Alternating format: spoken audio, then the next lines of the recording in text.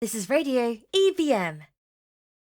So the question that I wanted to ask that then you misunderstood, but now I know how to figure it out about this technical databases thing.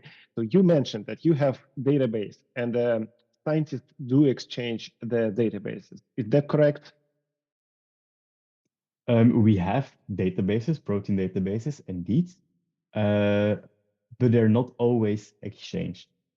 Okay. So there is a platform to exchange them. It's called PRIDE. It's part of the Proteome Exchange Program, and it's basically a public data repository. So if you want to publish in a proteomics journal, they mostly ask to provide the mass spectrometry files to put them on a data repository. Right. And here in Europe, we mostly put our files in PRIDE.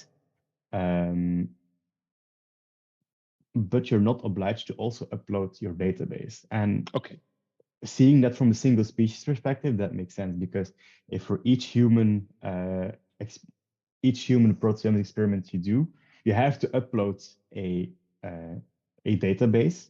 It wouldn't make a lot of sense because most researchers they use the same database for 98% similarity. yes. Of course, if you have metaproteomics database, that's a different question. It changes because of the environment. It changes because of if you start from a metagenomics experiment, then it changes from the people who participate in the experiment. So the database and database construction is really an important part of doing a metaproteome experiment. And Nice. it's much less trivial than in single species proteomics.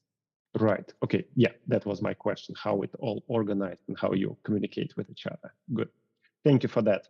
So far, what are your stories of success or your major achievement as an initiative, as being all together? I assume it's not just an amount of papers that you were able to collaborate and to co-author, like all together version. Maybe something else, something interesting. That's a good question. I think for me, the major achievement so far is the effort in itself to group and bring together metaproteomics researchers on a regular basis.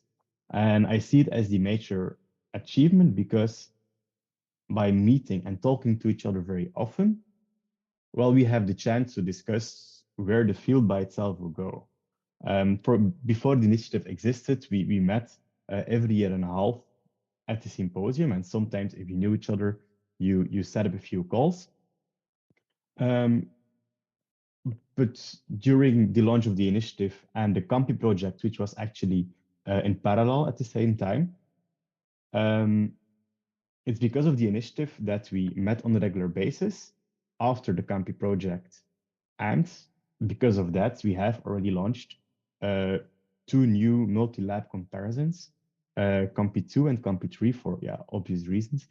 The first one will be about sample preparation, led by Sergio Uzzo, and the other will be about bioinformatics, led by Pratik Jagtap. And it's because of meeting very often and talking about where the field should go, in our opinion, of course, then we can also push the field forward.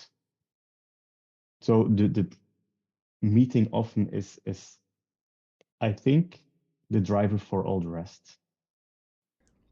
This episode was recorded as a part of MSACL Connect podcast. Click the link below for the full interview with Tim. Like, subscribe, and don't miss the next video.